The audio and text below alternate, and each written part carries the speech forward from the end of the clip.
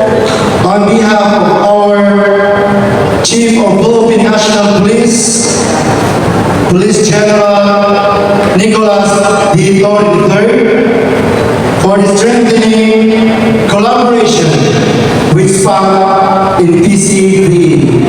May we go to be presented by our Salam Police Chief, Colonel Manansi Moarif, sir. The stage is yours.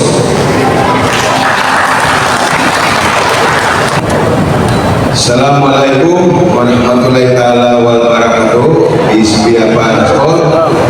Sa ating representative ng ating Governor ng Bohol, si Enrico Aristotle C. Pintado, represented ni Oscar Francisco Valleser, ang kanyang executive assistant.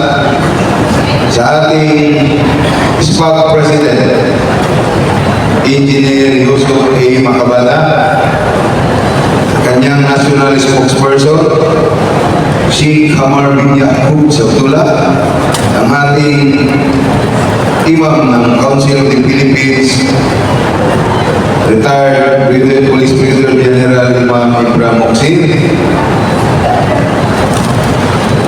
ang ating magiting, masipag na SPAC Region 7 President, ang aking upper class, si Police Brigadier General Jonas Kaling Emilio,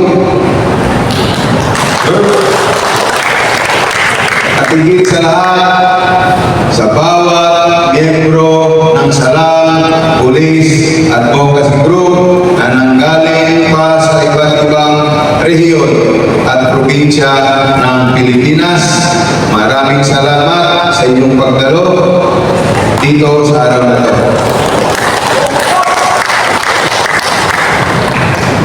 Ako po ay nandito bilang representative ng ating Chief of the Philippine National Police na si Police Brigadier General Nicolas D. Torre III. At aking babasahin ang kanyang mensahe para sa araw na ito. To our brothers and sisters in the Salam Police Advocacy Group, to our Muslim community leaders and partners in peace building, and all delegates to this national summit, good morning. It is an honor to stand before you today as we open the third national summit of the Salam Police Advocacy Group. This gathering represents more than just a convergence of individuals. It is a reclamation of our shared commitment to the values of peace, mutual respect, and nation building.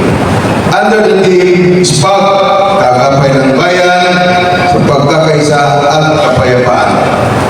This summit reminds us that our vision of a safer and more harmonious Philippines can be achieved if we walk hand in hand with the communities we serve. Most especially our Muslim brothers and sisters. The Salam Police Advocacy Group continues to be a vital bridge in deepening trust and cooperation between the Philippine National Police and the diverse sectors of our society. As we carry out our mandate to protect and serve, we are guided not just by our laws, but by our shared humanity. The PNP stands firmly for exclusive peace, peace that respects culture, embraces dialogue, and upholds dignity. SPAC exemplifies this kind of peacekeeping rooted in understanding, grounded in respect, and sustained through genuine engagement. This is the spirit we are now cultivating across the Philippine National Police. Swift, compassionate, and community-based service. We have set a new standard for responsiveness aligned with the directive of our President, a standard that reflects the urgency of every call for help. That is why we have strengthened our commitment to respond to the 911 emergency calls within 5 minutes. This is not just a benchmark, it is a promise we intend to fulfill with discipline, presence, and purpose. Expect to see your police officers not just in the stations, but in your neighborhoods, in marketplace, in place of worship, and wherever, please be protected.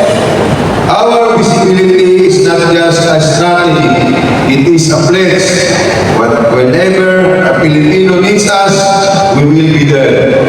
At the same time, we enforce the law with professionalism and firm resolve, but always within the bounds of the law and with full respect for human rights.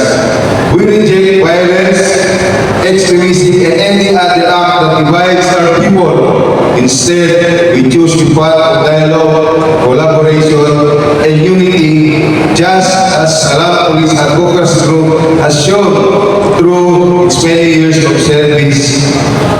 As I look at this room, filled with peace advocates, officers, and volunteers, I feel with pride and hope. You represent the best of what we can achieve when we stand as one.